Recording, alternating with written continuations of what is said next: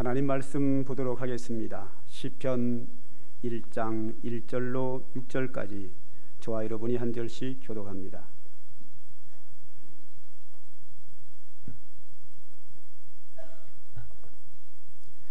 성경 말씀 시편 1장 1절부터 6절 말씀입니다.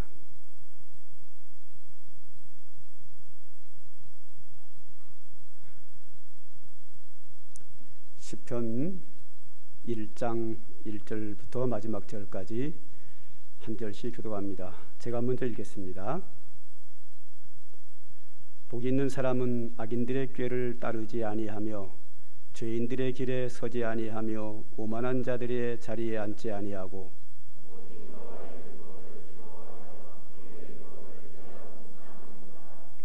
그는 시냇가에 심은 나무가 철을 따라 열매를 맺으며 그 잎사귀가 마르지 아니함 같으니 그가 하는 모든 일이 다 형통하리로다.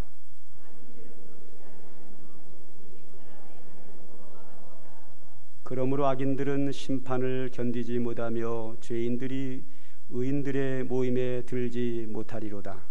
무릇 의인들의 길은 여호와께서 인정하시나 악인들의 길은 망하리로다. 아멘. 제가 지금 한 달 훨씬 넘게 문학 작품, 사회 문화 작품을 가지고 성경과 비교하며 설교하고 있습니다. 오늘은 문학 작품 중에 시를 좀 한 편 보려고 합니다. 그동안은 제가 유럽 쪽에 뭐 소설이라든지 미술 아니면 조각 뭐 이런 또한 음악 이런 부분들을 봤는데 오늘은 대한민국으로 넘어와 가지고 조선시대 우리 시인인 윤동주 시에 대해서 한번 좀 생각을 해보려고 합니다. 이 윤동주 시는 원래 시인은 아닙니다. 학생입니다. 순수한 그냥 젊은 학생입니다. 정상적으로 초중고등학교를 졸업을 하고 한국에서 대학을 공부하고 일본에 가서 동경대학에서 영문학을 전공하는 그런 학생 시절에 세상을 떠나게 됩니다. 평생을 학생으로 살다가 간 사람입니다. 그가 살던 기간은 일본이 우리나라에 쳐들어와서 우리나라를 식민지하는 일본 강점기라고 그렇게 보통 표현을 하지요. 그 시대에 살았던 사람입니다. 그러나 이 윤동주 씨의 마음에는 뭐가 있는가? 아마 이 윤동주에 대해서는 여러분들이 중고등학교 다닐 때 국어 시간에 많이 배워서 익히 잘 아리라고 생각합니다.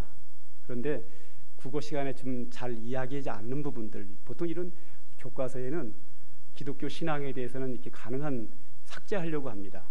그래서 과거에는 우리나라가 세워지는데 기독교가 엄청나게 많이 공헌을 했기 때문에 국사에 기독교에 대한 이야기가 많이 나오지만 국사책이 바뀔 때마다 기독교의 공로는 계속 삭제되고 이번에도 또 바뀌면서 또 삭제가 되고 계속 삭제가 되는 그런 상황입니다.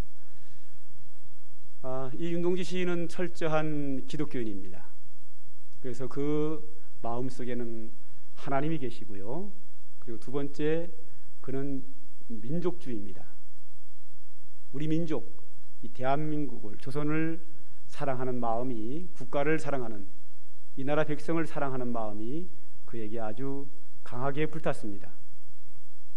근데 이제 국가를 사랑하는 마음이 불타면 일본에 대해서 막 항거하고 막 그러지 않습니까? 이봉창 의사와 같은 분은 뭐 도쿄를 건너가서 일본 천황이 행렬을 할 때 수류폭탄을 던지기도 하고, 또 유관순 열사는 대한독립 만세를 외치기도 하고, 이순신 장군은 거북선을 만들어서 왜군을 격퇴하는 전쟁에도 많은 공로를 세우고, 독립군 중에서 홍범도 장군이라든지 김자진 장군은 독립 투사들을 모아서 그들의 대장으로서 일제에 치열하게 싸우는 그러한 공을 세운 분들이 많이 있습니다. 그런데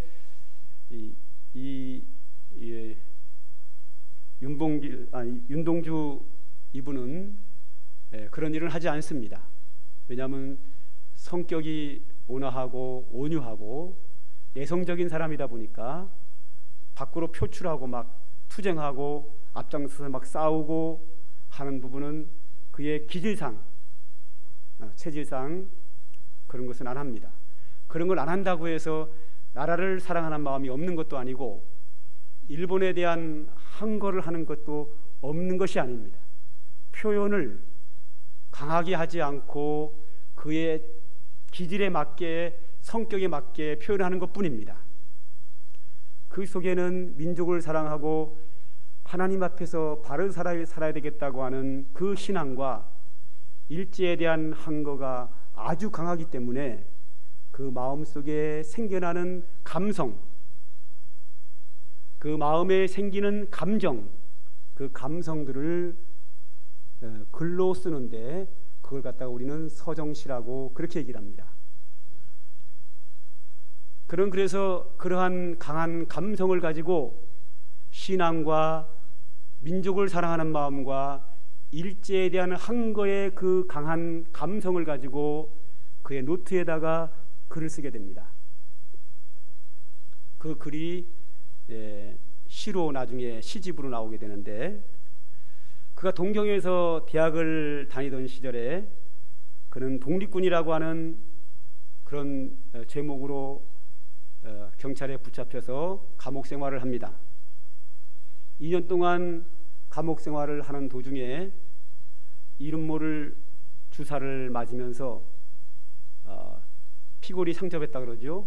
바싹 말라가지고 그 상황을 본 사람들의 증언에 의하면 정말로 보기 흉할 만큼 말랐다. 그리고 나중에 그의 시체를 생체학 실험으로 사용했다고 하는 소문이 있었는데 얼마 전에 그것이 사실인 것이 드러나기도 했습니다. 그는 감옥 생활에서 일본 사람들의 회유와 고문 같은 것을 당하면서도 굴하지 않고 끝까지 자기의 생각과 민족을 사랑하는 마음을 그대로 지킴으로 말미암아 결국은 그가 옥사를 하게 되는데, 1945년 8월 15일 날 해방이 옵니다. 그런데 1945년 8월 15일 해방되기 3일 전 1945년 8월 12일 날 옥에서 소천하게 됩니다. 참, 한 4일만 더 살았으면 하루라도 대한민국의 독립을 볼 수 있었는데 그런 안타까움이 그에게 있습니다.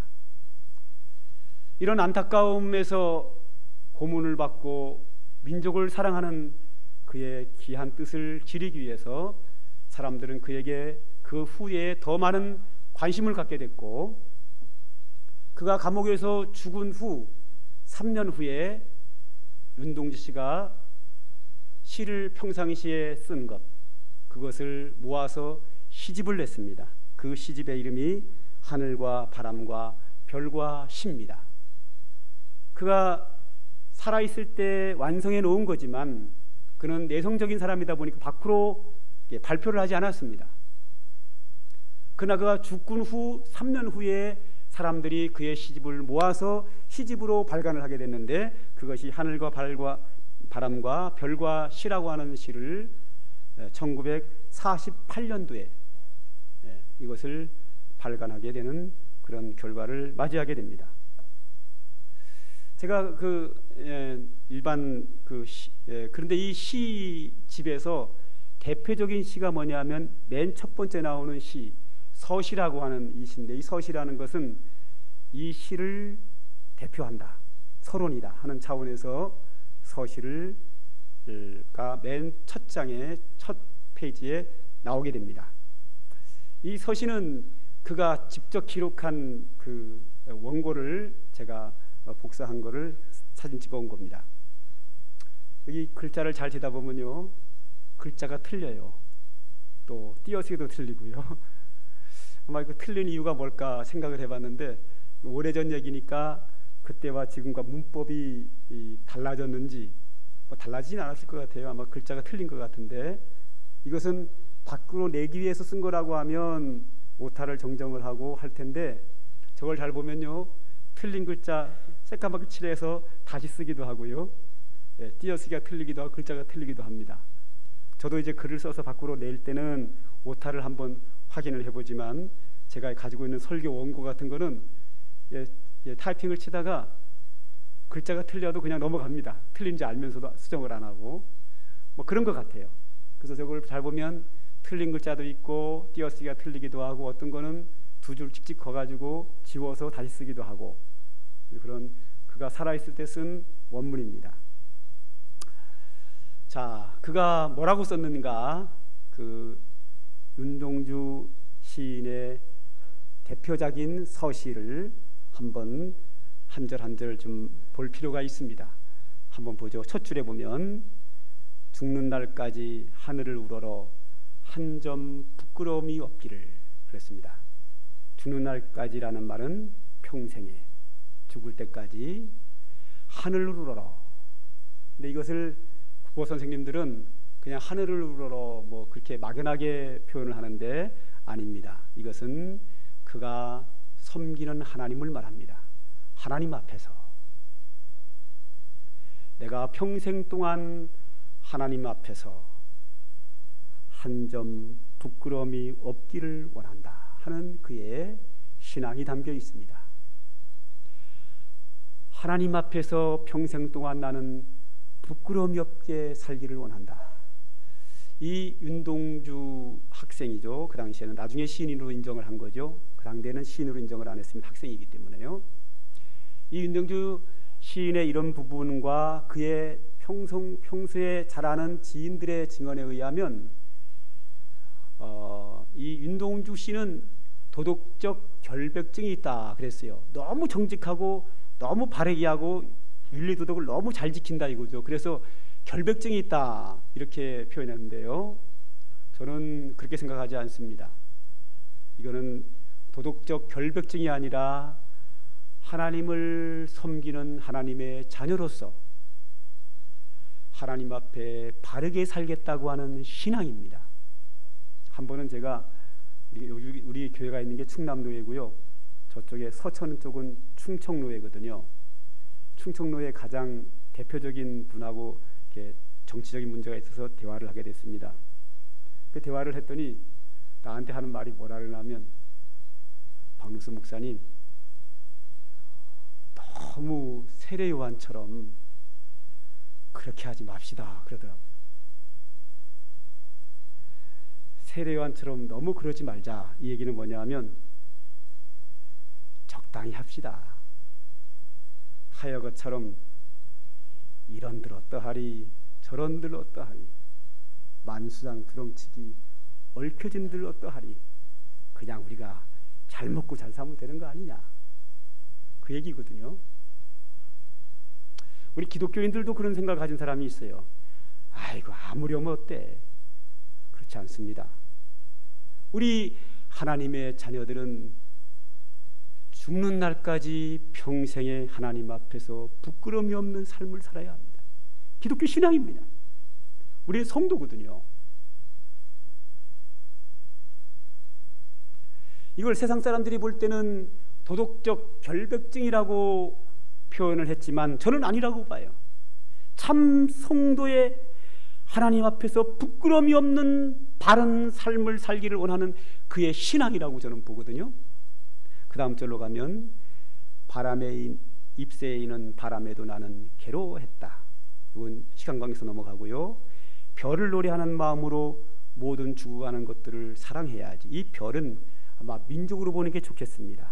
별을 노래하는 마음으로 모든 죽어가는 것들을 사랑해야, 즉 일제 탄압에 의해서 고난당하는 우리 민족 백성들을 사랑하고자 하는 그 민족주의가 그의 마음에 가득함을 볼 수가 있고요. 그 다음에 그리고 나한테 주어진 길을 걸어가야겠다. 나한테 주어진 길이 뭘까요? 하나님 앞에서 받은 사명. 대한민국 한 국민으로서의 민족주의로서의 사명을 말합니다. 오늘 내가 이 땅을 살아가면서 나에게 주어진 사명, 나의 할 일, 나의 임무를 오늘도 나의 주어진 길을 걸어가야겠다.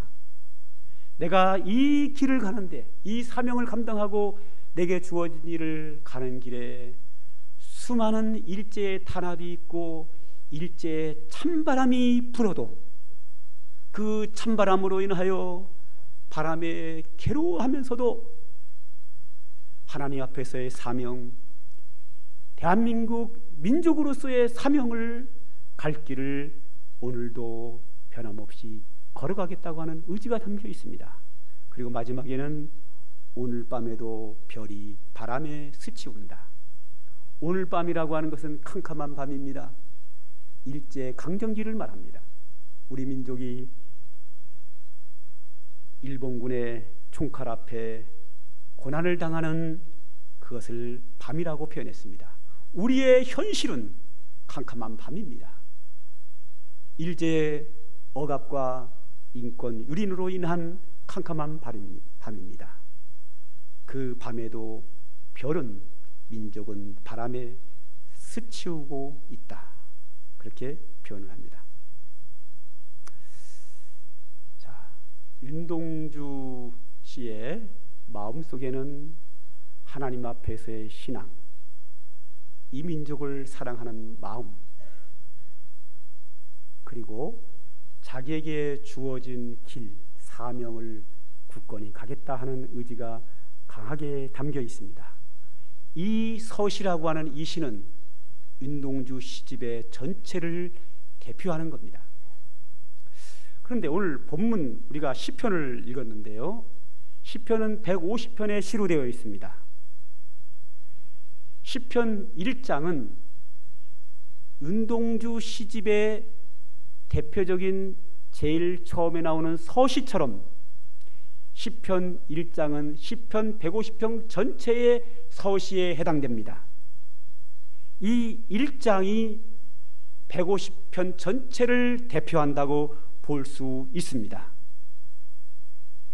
한번 이 1장은요, 다윗이 쓴 시인데요,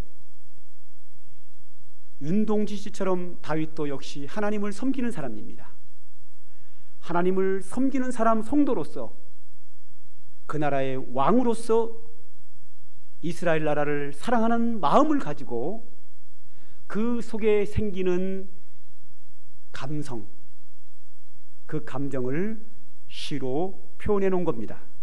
물론 그 다윗의 마음속에 성령께서 역사하시고 이것을 시로 쓰고 글로 나타날 때 성령의 감동으로 하나님 말씀으로 기록되긴 했지만, 그 기록되는 과정 속에서 성령의 감동은 있었지만 어쨌든 다윗 왕의 그 마음속의 감성이 이 시에 잘 표현되어 있습니다. 그 감성은 신앙과 사명감이라고 하는 그 감성을 볼 수 있습니다.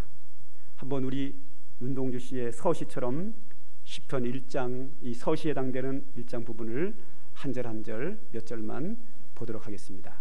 1절, 복 있는 사람은 악인들의 꾀를 따르지 아니하며. 복 있는 사람이 나왔습니다. 복 있는 사람은 가장 먼저 악인들의 꾀를 따르면 안 된다. 죄인의 길에 서면 안 된다. 오만한 자들의 자리에 앉아 있으면 안 된다. 악인의 꾀, 죄인의 길, 오만한 자리의 자리라고 하는 것은 뭘 말하는가 하면 악인들과 함께, 죄인들과 함께 더불어 죄짓고 살아가지 않는다는 겁니다. 그렇습니다. 복 있는 사람은, 특별히 믿음의 성도는 세상 사람들과 함께 더불어 그들과 함께 더불어 살고, 함께 더불어 직장 생활을 하고 사업을 하고 이웃으로 생활하지만 그들과 함께 협력하여 범죄하며 사는 것은 안 되는 겁니다. 복 있는 사람, 우리 믿음의 성도들이 악인들과 죄인들과 더불어 함께 범죄하는 것은 하나님 앞에서의 부끄러운 삶입니다. 윤동주 시인처럼 죽는 날까지 하나님 앞에서 한 점 부끄러움이 없게 살기를 원한다는 마음이 이 다윗의 마음에도 강하게 있었습니다. 복 있는 사람은 하나님 앞에 부끄러운 죄악의 범죄를 하지 않는다. 오직 죄인을, 악인을, 오만한 자를 따라가지 않고 오직 여호와의 율법을 즐거워하며 그 율법을 마음에 묵상하며 그 말씀대로 살아간다는 겁니다. 악인의 꾀를 따라가고 죄인의 길을 따라가고 오만한 자리와 함께 앉아서 오만한 짓을 하는 것이 아니라 하나님의 말씀을 즐거워하고 그 말씀을 묵상하고 그 말씀을 따라 살아간다는 겁니다. 이게 복 있는 성도의 모습이라는 겁니다. 그럴 때 그는 시냇가에 심은 나무가 철을 따라 열매를 맺으며 그 잎사귀가 마르지 아니함 같이 그가 하는 일이 다 형통하리로다. 하나님께서 그 복 있는 자가 가는 길을, 하나님의 말씀을 따라 살아가는 그 길에 하나님이 함께 하셔서 그의 길을 형통케 하신다고 하는 그의 하나님을 향한 강한 신앙이 여기에는 담겨 있습니다. 시간 관계상 건너뛰어서 마지막 6절로 가지요. 무릇 의인들의 길은, 의인들의 길이 뭐죠? 복 있는 사람이 가는 길입니다. 여기 의인들의 길이 뭡니까? 여호와의 율법을 따라 살아가는 사람입니다. 여기 의인은 복 있는 사람, 하나님의 말씀을 따라 사는 사람입니다. 의인들의 길은 여호와께서 인정하시나 악인들의 길은 망하리로다.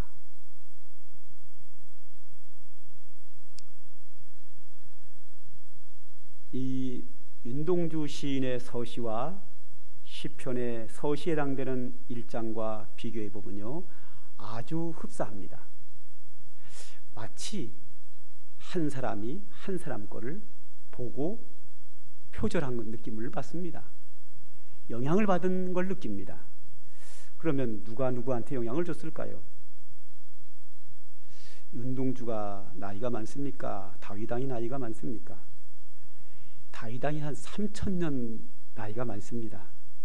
그렇다고 하면 윤동주 시인이 시편 1장인 이 말씀의 은혜를 많이 받은 것 같아요.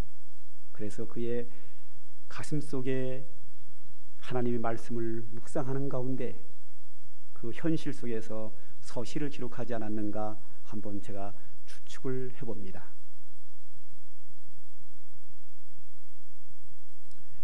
윤동주 씨도 믿음의 사람, 하나님을 섬기는 믿음의 사람이고,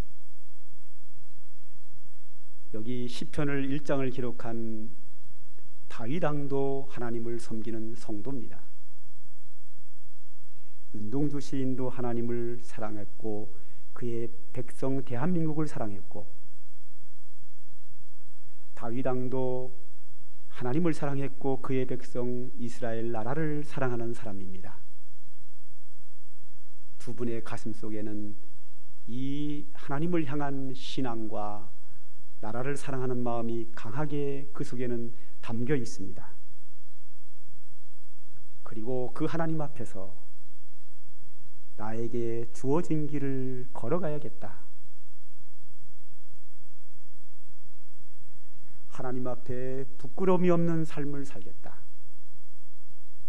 하나님 앞에서 죄인들을 따라가지 않고 하나님의 말씀을 따라가 삶으로 부끄러움이 없는 자기의 사명을 감당하겠다고 하는 다윗의 마음과 아주 흡사한 그러한 모습입니다.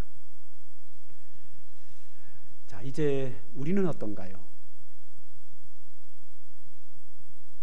윤동주 씨는 그리고 나한테 주어진 길을 걸어가야겠다. 그는 그가 있는 자리에서 그 환경 속에서 하나님 앞에 부끄러움이 없이 그의 사명을 감당하며 자기의 인생길을 꼿꼿하게 바른 길로 걸어가겠다고 고백하고 있습니다. 다윗 왕도 그의 왕의 자리에서 백성을 사랑하고 하나님이 그에게 주신 사명을 감당하면서 왕일수록 죄짓기가 쉽고 유혹이 많습니다. 그럼에도 불구하고 악인을 죄인을 따라가지 않고 여호와의 말씀을 따라가며 의인의 길을 가겠다고 하나님이 인정하시는 하나님 앞에 부끄러움이 없는 의인의 길을 가겠다고 강한 의지가 나와 있습니다. 그런데 중요한 것은 우리는요, 우리도 똑같이 하나님을 섬기는 성도입니다. 윤동주 씨와 다윗 왕과 같이 우리도 똑같이 하나님을 섬기는 하나님의 성도입니다. 우리 속에도 성령이 역사하시고 우리에게도 믿음이 있고 하나님이 오늘 우리에게 주신 사명이 있습니다. 여러분에게 주어진 사명은 뭡니까? 하나님 앞에서 어떻게 사는 것이 부끄러움이 없는 삶인지 한번 되돌아보는 귀한 시간 됐으면 좋겠습니다.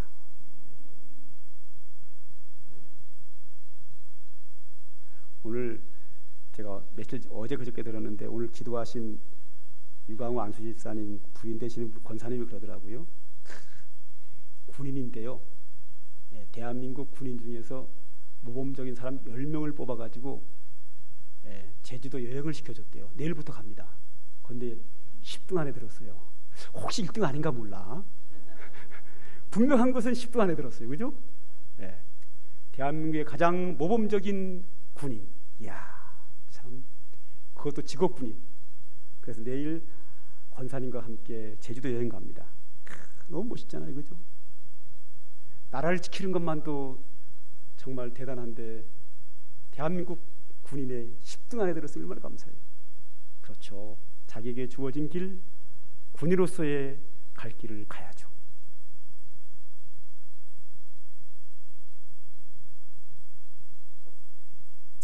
우리 교회 주일학교 학생 중에서는 전국에서 피아노 대회 1등한 사람도 있습니다. 과거에는 우리 어린이집에 드럼 신동도 있고요. 대한민국 최고의 신동 텔레비전에 한 4번인가 나왔어요. 그 밖에 훌륭한 사람들 많습니다. 교회는 작아도요. 꼭 그렇게 큰 일을 하라는 게 아니고 나에게 주어진 길을 가야겠다. 여호와 율법을 즐거워하여 그 율법을 주야로 묵상하는 자로다. 의인들의 길은 여호와께서 인정하시나 여러분이 가는 길이 지금 하나님이 인정합니까? 여러분의 삶이 하나님 앞에 부끄러움이 없습니까? 여러분이 향하고 있는 그 일이 하나님의 말씀에 합당합니까? 여러분은 이 세상에 우연히 태어난 것이 아니라 하나님의 계획과 뜻과 섭리 속에 태어났고 그 가운데 살아가고 있는 여러분들, 그럭저럭 예수 안 믿는 처럼 배두들기고 잘 먹고 잘 살다가 그냥 갈렵니까? 아니면 여러분에게 주어진 길을 하나님 앞에서 바르게 걸어갈 것인가? 결정은 여러분이 하는 겁니다. 여러분이 부끄러움이 없는 길을 가야 되겠다고 결정하는 순간 하나님 여러분과 함께 하시고 감당케 하시는 은혜가 있을 줄로 믿습니다. 우리 찬양 하나 하죠. 우리 교회 복음성가 282장 너의 가는 길에 주의 평강이 있으리. 그렇습니다. 여러분의 가는 길에 주님이 함께 하십니다. 그러므로 평강이 있습니다. 강하고 담대하라. 세상을 이기신 주님께서 여러분과 함께 하십니다. 주의 나라를 위하여 길 떠나는 여러분에게 주님이 함께 하신다는 그런 찬양입니다. 한번 우리 가사를 가면서 찬양하도록 하겠습니다.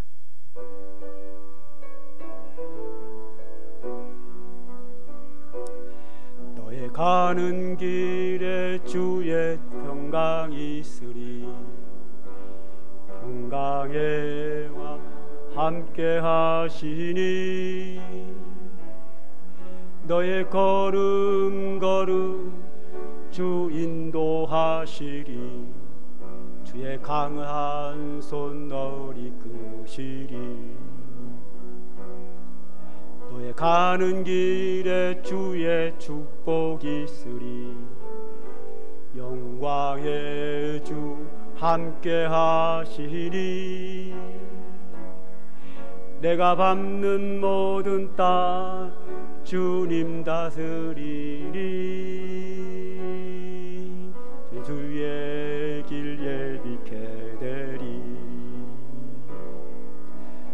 주님 나라 위하여 길 떠나는 나의 형제여, 주께서 가라시니 너는 가라. 주의 이름으로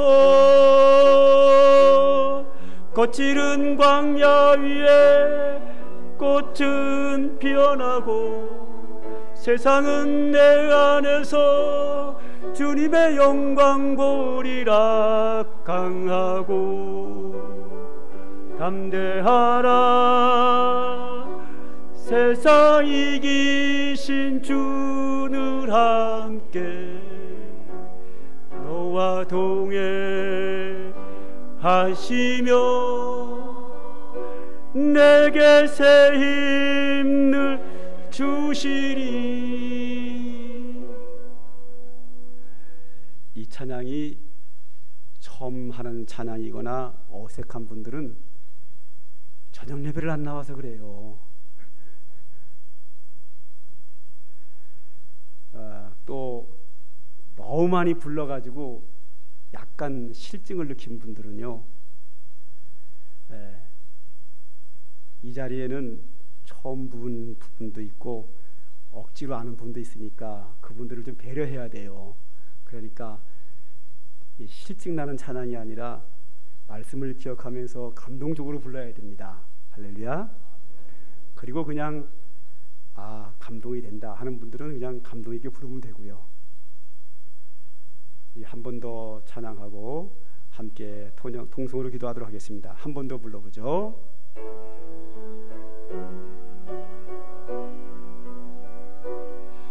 너의 가는 길에 주의 평강이 있으리.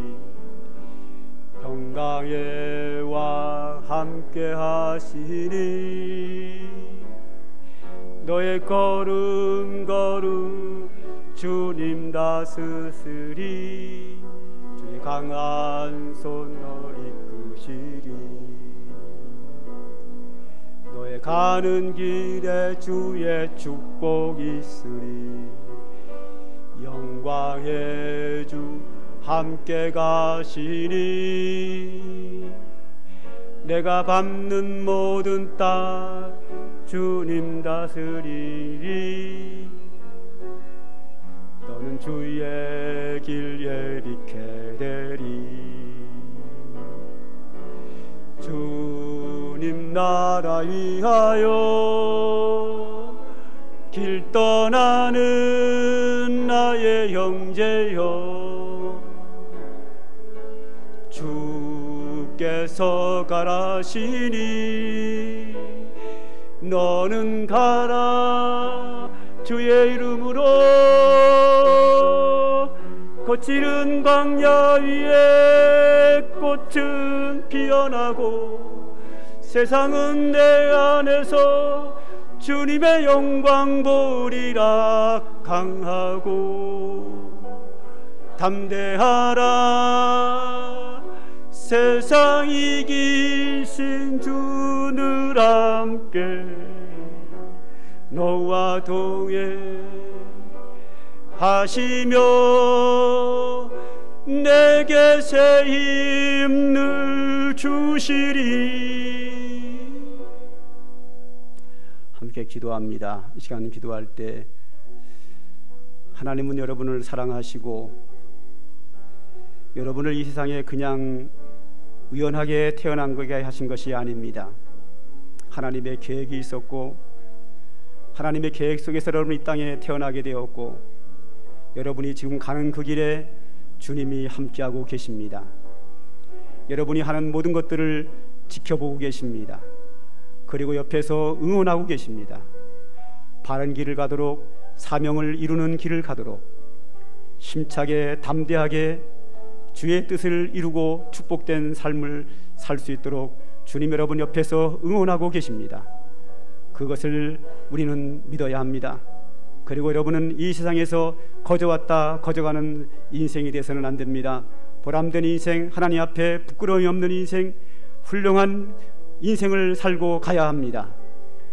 이 시간 다 같이 기도할 때 주여 나에게 은혜 주시고 지혜 주시고 능력 주셔서 하나님이 나를 위한 하나님의 계획과 하나님이 나에게 주신 사명을 내가 감당할 수 있도록 지혜와 능력을 달라고 이 시간 간절히 기도하고, 온전히 세상이 어둡고 암울하고 우리가 가는 길에 어려움이 있다 할지라도 오늘도 믿음으로 그 길을 굳건히 가겠다고 하는 각오가 오늘 기도 가운데 있어야 합니다.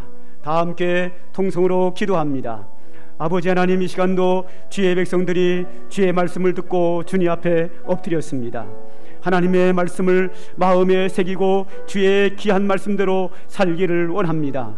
저희들이 주의 말씀을 오늘도 마음에 묵상하고 그 말씀을 마음에 새겨서 주님이 원하는 길을 가기를 원합니다. 하나님, 주의 자녀들이 주님께서 주신 사명을 감당하기를 원합니다. 하나님, 저들이 이 험한 세상 살아갈 때에 저희들은 연약하고 부족함을 주님께서 아십니다. 우리 연약함대로 버려두지 마시고 이 시간 간절히 소망하오니 주의 거룩한 성령을 우리에게 부어 주시옵소서. 하나님의 강력한 능력의 팔로 우리를 붙잡아 주시옵소서. 하나님이여, 이 시간도 주의 백성들의 연약함을 주님께서 아시오매 주의 능력의 팔로 붙잡아 주시고 강하게 하시고 담대케 하여 주시고 큰 믿음의 사람 되게 하여 주시고 성령의 사람으로 주님이 역사하여 주시기를 원합니다. 하나님 아버지, 귀한 세상 우리가 살아가는 가정 속에서 실패의 인생을 살지 않도록 하나님이 우리를 붙잡아 주시고 우리에게 가르쳐 주시고 지혜를 주시고 우리에게 의의 길로, 아버지 축복의 길로 우리를 인도하여 주시옵소서. 거저왔다 거저가는 헛된 인생을 살지 않도록 주님이 함께하여 주시고 은혜를 베풀어 주시고 역사하여 주시옵소서. 우리를 구원하신 예수님의 이름으로 기도하옵나이다. 아멘. 이제는 우리 구주 예수 그리스도의 한량없는 은혜와 아버지 하나님의 극진하신 사랑과 성령의 충만한 은총이 오늘도 주님이 주신 사명을 이루고 하나님이 함께 하심으로 주님이 주시는 은혜와 축복을 누리며 살기를 소망하는 주의 택한 백성들 머리 위에와 그들의 가정과 모든 행하는 일들 속에 이제로부터 영원 무궁토록 항상 함께 있을지어다. 아멘.